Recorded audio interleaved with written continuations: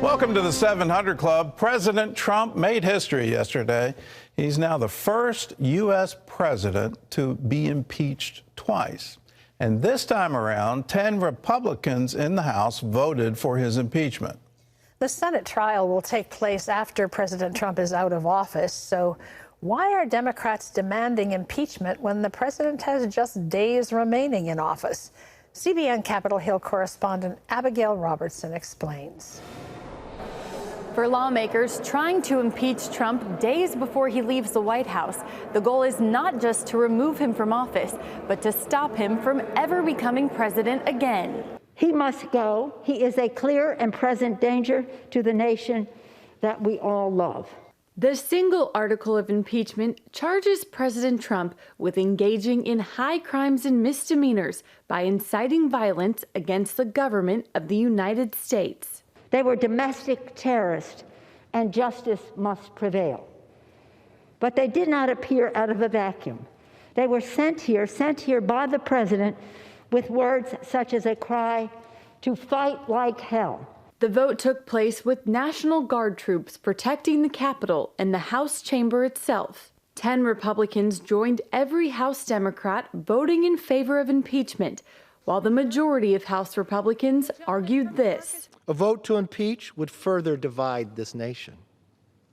A vote to impeach will further fan the flames of partisan division. House Minority Leader Kevin McCarthy believes the president should be censured for his role in the Capitol attack, not impeached. The president bears responsibility for Wednesday's attack on Congress by mob rioters. He should have immediately denounced the mob when he saw what was unfolding. Republican Congresswoman Nancy Mace says both sides share in the blame for the unrest around the country. Republicans and Democrats need to acknowledge this is not the first day of violence we've seen. We've seen violence across our country for the last 9 months. And we need to recognize, number one, that our words have consequences, that there is violence on both sides of the aisle. We've contributed to it. We need to take responsibility for our words and our actions. We need to acknowledge there is a problem, take responsibility for it, and stop being part of the problem and start being part of the solution. Following the historic vote on impeachment, Trump called for no violence, vandalism, or lawbreaking as he prepares to leave office. Now I am asking everyone who has ever believed in our agenda to be thinking of ways to ease tensions, calm tempers, and help to promote peace in our country. And President-elect Joe Biden released a statement saying he hopes that Senate leadership will find a way to deal with their constitutional responsibilities on impeachment while also working on the other urgent business. Senate Majority Leader Mitch McConnell will not reconvene the Senate until January 19th, ensuring a Senate impeachment trial would not begin until the first weeks of Biden's presidency. Reporting from Capitol Hill, Abigail Robertson, CBN News. Well, CBN's political analyst David Brody joins us now. David, tell us about Mitch McConnell. He's put out a quote, that he's not made a final decision on how I will vote. So we're looking at an impeachment trial probably starting this month. But what do you make of his quote? Well, I think it's code for the dam is loose. In other words, the dam is broken because it appears that if Mitch McConnell is not committing one way or the other at this point, I think you can read into that that he may indeed himself vote to convict. And if that's the case, like I say, the dam has then been broken loose because that gives cover for a lot of other Republicans in the Senate to do the same. So I think it's going to be iffy and dicey, but close, whether or not there can be 17 Republican senators to convict this president. But Gordon, it kind of gets to a larger issue. And you can bring some constitutional law professors on to talk about it. I'm not one. I don't even play one on television. But I can tell you this, that it may not even get to a Senate trial. I mean, there's a constitutionality issue, whether or not you can convict a president after he leaves office. He's not a sitting officer. I talked to Alan Dershowitz the other day, a liberal Harvard professor. You know him. Everybody knows him in the country. He told me, no, you can't do it. It's unconstitutional. and there's others that say it is. And so there's going to be debate about the impeachment clause of the Constitution. And so I think before it even gets to a Senate trial, I think we're going to the U.S. Supreme Court about this sometime either in January or February. Well, we're into uncharted territory, and the uncharted territory is the 14th Amendment. How is the 14th Amendment enforced against a sitting president? It's unprecedented to think that a sitting president would incite an insurrection. That is brand new territory for us, and that's the claim here. So how are they going to deal with that as an issue? And I think that's the end game here, is to try to make sure under the 14th Amendment, President Trump can never hold a federal office again. I think that's what they're trying to do. Well, I think you're right, Gordon. I think it comes back to the Brandenburg test, back in the late 1950s, that the Supreme Court ruled about First Amendment free speech, and that unless you are specifically directing a rebellion or a rebellion is likely to come out of your speech, then you can pretty much say whatever you want. That's not me saying that. That's Alan Dershowitz and many other professors who I was talking to. So, I think the Brandenburg test from 1957 is going to come up. I don't think there's any question about it. And then you go to some of the facts on the ground. This idea that the president incited a rebellion, there is a very solid case to make under the Brandenburg test that it didn't come close to that. For example, you read in the media reports, and, Gordon, you always talk about, and it's true, right? We're trying to provide the truth here at CBN News. Well, here's the truth. The media specifically says Donald Trump called for folks to come to Washington and march. He never did that. Never did that. He said there's going to be a march and a rally in Washington, D.C. It's going to be wild, is what he said. The march was already planned. It was for Women for America First. So this was not a Trump campaign event. He didn't call for it on the National Mall or the White House ellipse, number one. Number two, the riot at the Capitol had already started taking place. Wait for it, Gordon.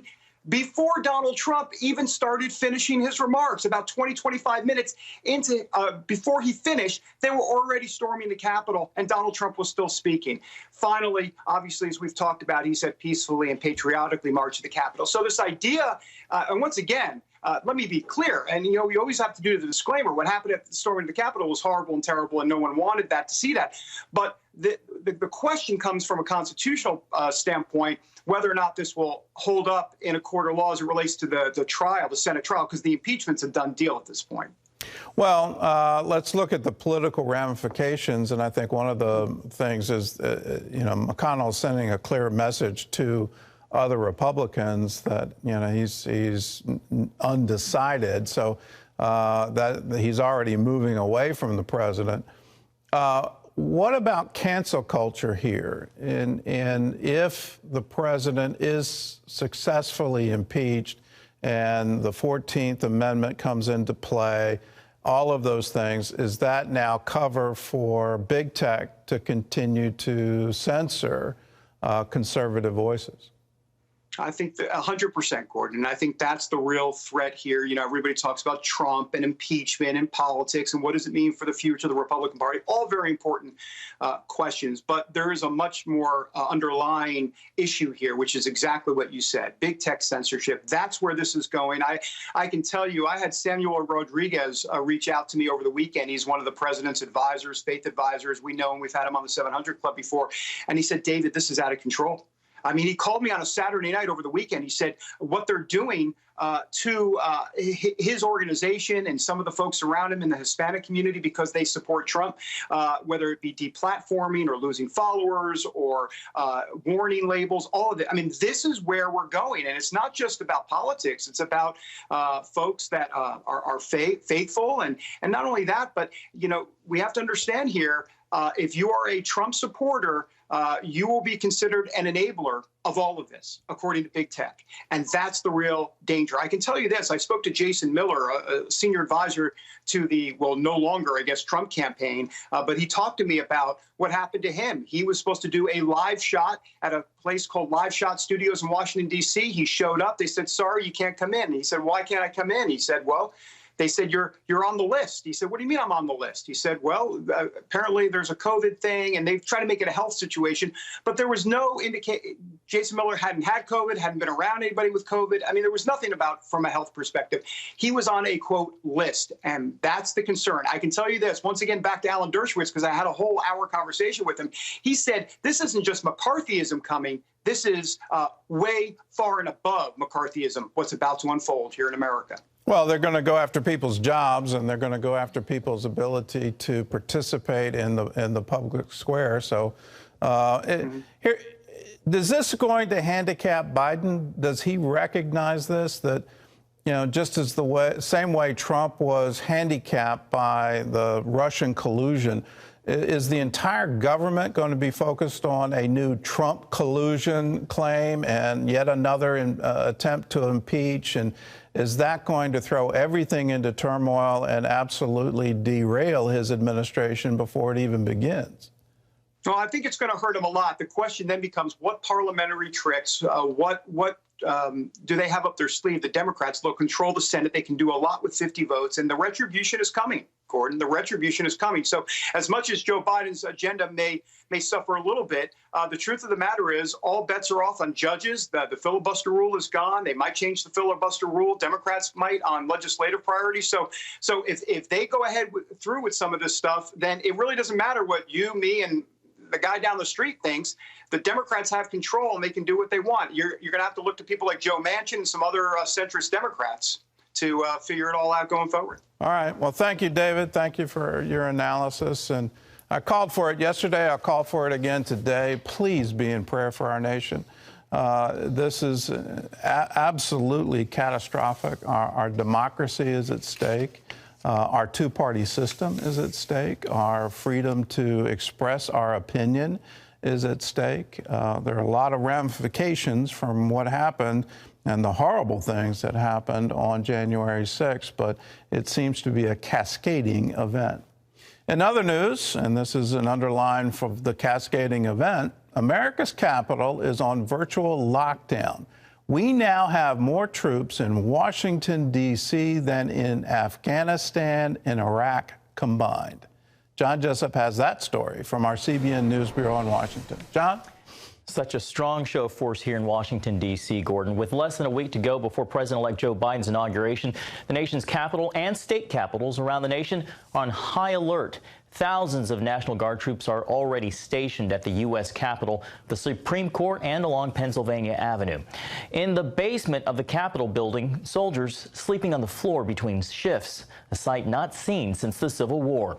Up to 20,000 troops are expected to be standing guard on Inauguration Day. The FBI and Homeland Security Department reportedly are most concerned about violence in the electoral battleground states, including Minnesota, Wisconsin, Michigan, and Pennsylvania. While certain conspiracy theories helped fuel last week's Capitol riot, some continue to spread, even in the church. As CBN's Heather Sells reports, now key pastors are stepping up to condemn them as dangerous lies. Conspiracy theories have sprouted throughout the years, reaching prominence once again in 2020. That growth includes various churches leading some prominent pastors to speak out and urge their followers to think carefully about what they believe and what they post. On Tuesday, Pastor Tony Suarez, one of President Trump's faith advisors, said it's gone far enough. He called out specific conspiracy theories and asked those spreading them to apologize. In the last week specifically, there are, and again, I don't want to put a fake number on it, but untold numbers of shares of text messages, phone calls, YouTube videos, or different kinds of videos claiming everything from martial law to the Insurrection Act being enacted, that President Trump is hiding in a military base in Texas. Last week, Southern Baptist spokesman Russell Moore told pastors believers shouldn't be surprised by the growth of the misinformation.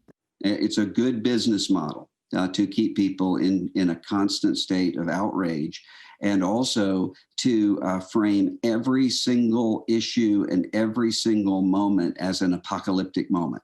Republican Congressman Adam Kinzinger is pushing Christian leaders who may have contributed to this spread to apologize.